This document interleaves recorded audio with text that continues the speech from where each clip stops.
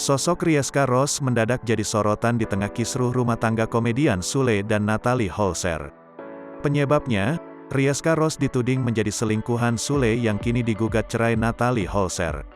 Munculnya tudingan pada Rieska Rose itu setelah Natalie Holzer sempat mengunggah rekaman suara yang diduga jadi bukti dugaan perselingkuhan. "Jangan sampai bilang lagi ke Akang, biar tahu kemarin ada kata-kata bunda yang gak enak ke aku gitu loh.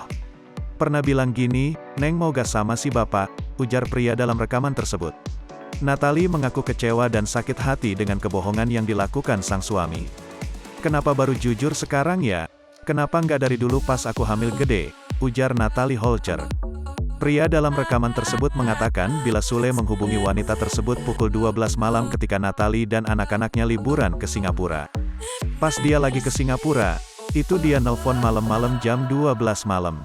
Kata Teteh kan dia gak nge-save nomor dia, emang udah gak ada handphonenya, nomor Teteh udah ganti, tutur pria tersebut. "Bilang kemana aja ganti nomor meni gak bilang-bilang," kata aku teh, "gimana bunda sehat?" Sule menjawab, "Lagi pada di Singapura matak urang nelpon didinya," ungkapnya lagi. Ibu tiri Rizky Febian itu lantas menanyakan kenapa akun Instagramnya diblokir Rieska Rose.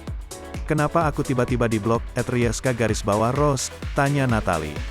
Namanya santer disebut jadi selingkuhan Sule. Rupanya Rieska Rose telah dekat dengan keluarga sang komedian.